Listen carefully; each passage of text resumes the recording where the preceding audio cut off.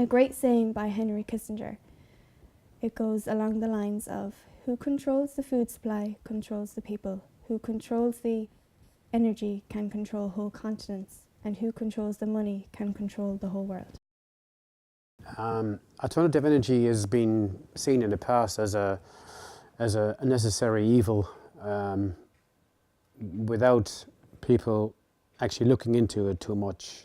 Financially, it probably never paid, or most of the alternative energies never paid. But times have changed.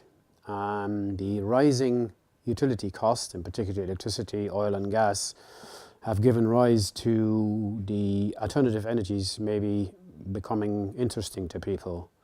They're really the main four alternative energies are really wind power, PV or photovoltaics, solar and biomass. The discussion we're going to have probably is on wind power. I'd just like to mention PV, solar and biomass. Wind. Wind can be used, but it has restrictions. The first restriction for wind power is of course your location.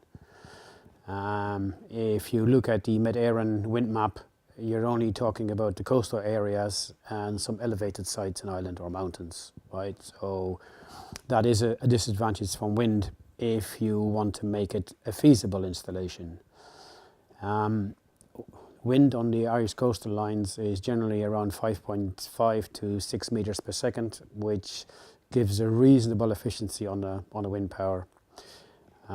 What we should really do is build an enormous wind farm in Donegal and have no wind power anywhere else in Ireland, because in Donegal or even above Donegal the annual wind speed would be 7 or 7.5 meters per second, and that would bring a much greater efficiency to a wind farm. The other restriction of wind is of course noise. One would generally not put wind power in urban areas because unfortunately they do emit certain noise levels or sound power levels. There are small wind turbines for domestic use who also emit noise, but the noise levels are usually sustained not in build-up areas, but in say semi-detached or areas of suburban areas they can still be used. The difficulty with small wind turbines is the cost. The cost of wind turbines installed and operated generally hovers around 15 to 20 cents per kilowatt hour, and that is also the price of the grid. And the government do have some initiatives available for people where they put in the wind power and you get a certain amount of money back when you're charging it back to the grid. The problem with these is these are all catered to benefit the government and not the user, unfortunately. If you did a life cycle cost analysis over the wind turbine, you would lose. You would be better off maybe staying on the grid. It is, however, a reduction of carbon dioxide, if you want to look at it that way. Wind power on the larger scale is beneficial. The large wind farms are also have large incentives, and that is mainly done through tax incentives. Unfortunately, it is generally corporates who avail of that. The pharmaceuticals in Ireland seem to be one of the larger investors in wind farms because of the tax incentives. Certainly not because of the green power which is being generated from it. That leaves the government with a problem, is that the wind farm, including the installation and life cycle cost plus the tax incentive, brings the cost per kilowatt hour generated to something like 15 cents, which is higher than a gas plant can generate the power for. My opinion would probably be that the government needs to produce this as part of the European requirements rather than it making financial sense. Just throwing back my memory, I believe that either Fine Gael or Fianna Fáil, when they were in power, also suggested to the people of Ireland that the investment in wind farms would eventually lead to a lower energy cost, which of course did not materialise.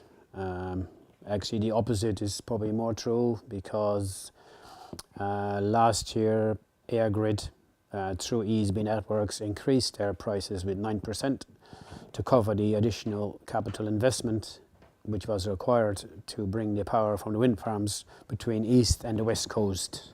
I will talk about the 1 or 2 wind farms in Ireland which we have been involved with planning and construction. And the planning process from larger wind farm is a very tedious. Environmental impact statement is required.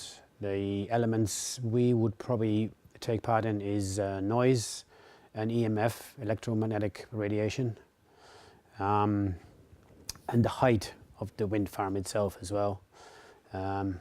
It is a bonus for a wind farm to be high. Every 10 meters higher is an extra 1 meter per second gained. That makes a lot of difference on a wind turbine. The efficiency increases dramatically when you raise it 10 meters or 20 meters. Also, because the blade diameter is enormous on the larger wind farms. Some wind turbines are like 100 meters tall, you know, and they have a 60 or 70 meter blade diameter. So, but these are the large ones, and these are the ones which really should be built out in Donegal in the sea. I think this is probably a personal opinion, but very small wind turbines shouldn't probably really be considered, because they have very little impact except on domestic energy themselves. The one thing about wind, which probably would also be a negative, is it is not reliable. Wind can stop anytime and start anytime. We know how much wind there is annually, but we cannot tell when or what or how much it has been generating on a daily basis or weekly basis for that matter. And therefore, the power stations in Ireland cannot be reduced.